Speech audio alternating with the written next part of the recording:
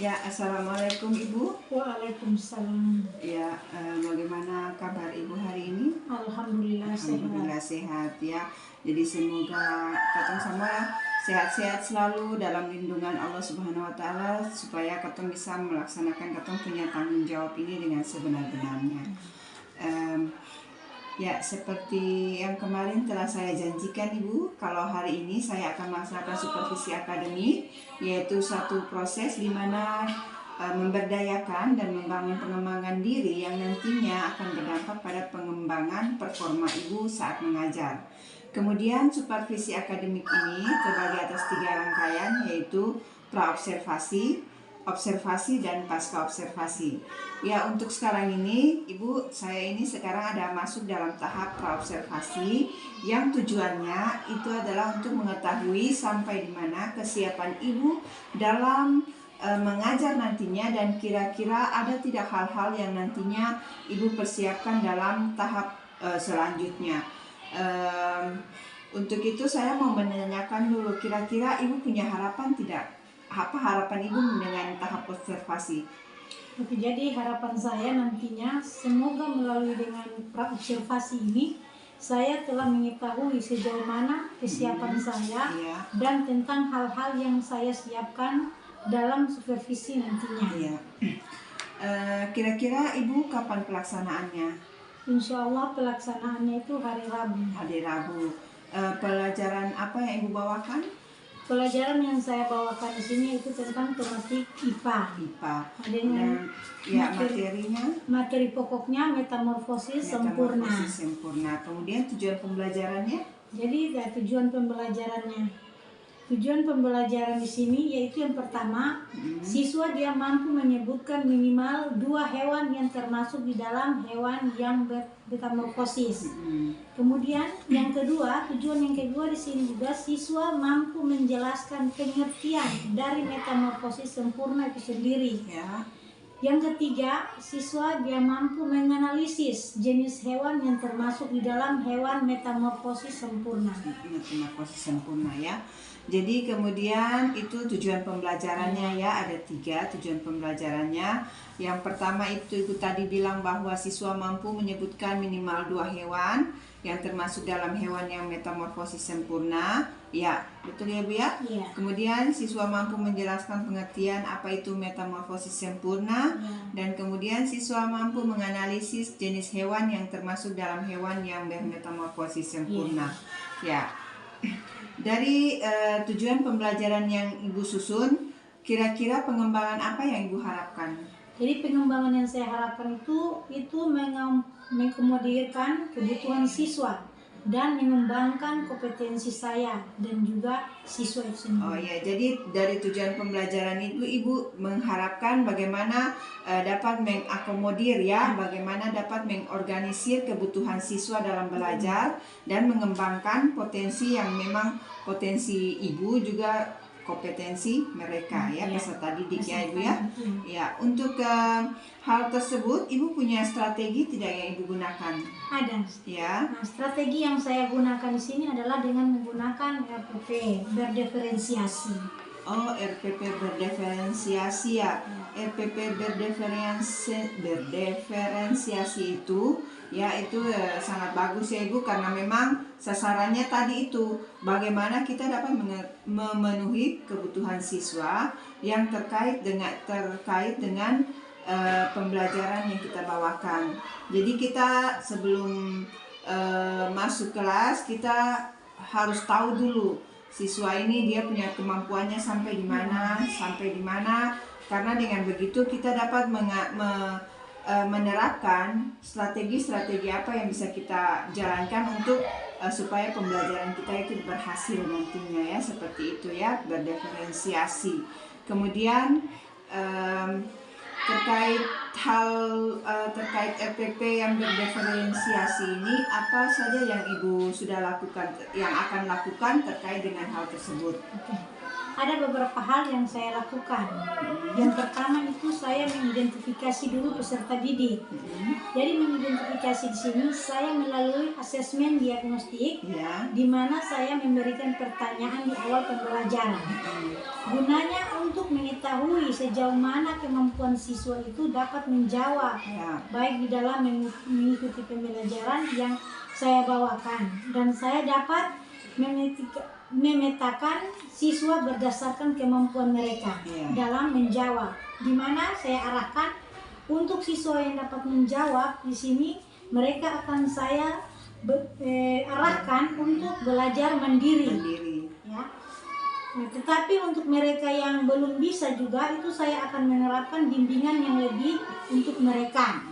Nah, kemudian ada juga pembelajaran yang berbasis konten, yaitu dengan memberikan berbagai macam media. Nah, contohnya di sini seperti menunjukkan gambar. Karena kata di sini kita di sini kan keterbatasnya dengan listrik ya. Jadi saya menggunakan gambar saja sebagai alat pembelajaran. Tujuannya adalah untuk mengetahui gaya belajar anak. Karena ada anak yang suka mendengar saja, tetapi juga ada anak yang suka mendengar dan suka melihat. Ya, Ibu. Jadi untuk pembelajaran berdiferensiasi yang Ibu bawakan ya, Ibu punya tahap-tahap atau punya tahapan-tahapan yang akan Ibu bawakan ya. Yang pertama itu Ibu tadi bilang mengidentifikasi peserta didik melalui pertanyaan pemantik ya. Ya, karena menurut saya pertanyaan pemantik itu sangat bagus karena kita dapat mengetahui sejauh mana kemampuan siswa dalam memahami materi yang akan kita bawakan ya, dan kita juga dapat mengetahui kira-kira strategi apa yang akan kita bawakan dengan keadaan siswa yang seperti itu. Kemudian ada juga pembelajaran yang tadi Ibu bilang pembelajaran berbasis konten, yaitu dengan menggunakan media pembelajaran. Ya, di sini Ibu menggunakan gambar ya, sangat bagus sekali ya Ibu ya, karena untuk anak-anak sekolah usia ke bawah ini mereka memang harus dibantu dengan gambar karena biar mereka lebih memahami, karena itu kan ada tahapan-tahapan, ada beberapa bagian-bagian yang memang sangat diperlukan oleh anak ya. Misalnya mendengarnya itu berapa persen, melihat berapa persen, tapi kalau mendengar dan melihat itu anak memiliki berapa persen kemampuan yang nantinya mereka miliki ya, seperti itu. Kemudian apakah dalam pembelajaran tersebut apakah nantinya Ibu membutuhkan bantuan dari teman sejawat atau tidak?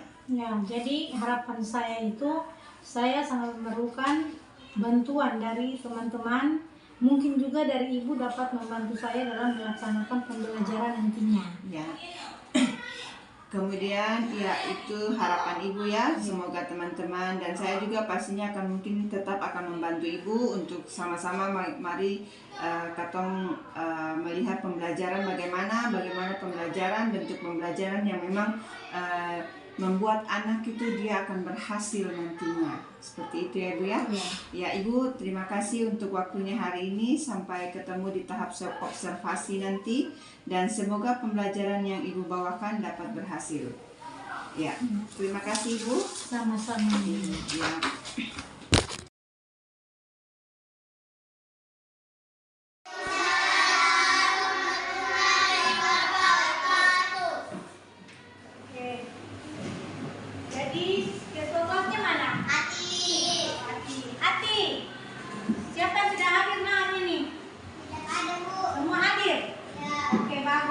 Kelas ini kelas yang rajin sekolah. Oke. Nah,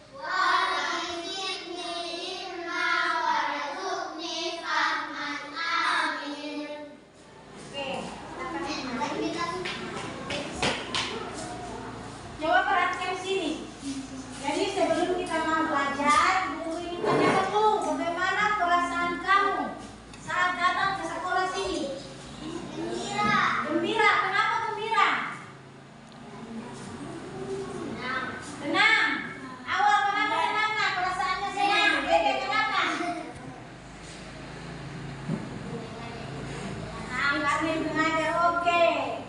Julian, kenapa buruk nak? Hah? Tidak. Tidak masalah. Tidak. Oke. Nah, sudah. Tapi semua tidak ada masalah toh? Senang? Nah, senang. Sekarang kita akan mulai pelajaran. Tapi sebelum kita mulai pelajaran, kita harus bersiap dulu. Harus lipat tangan kanan, lipat tangan yang manisnya. Coba kanan. Lipat tangan yang manisnya. Oke, semuanya sudah lipat tangan yang manis. Oke, sudah ya. Nah, sekarang kita mulai dengan pembelajaran kita. Tapi sebelum masuk pada pembelajaran, Ibu.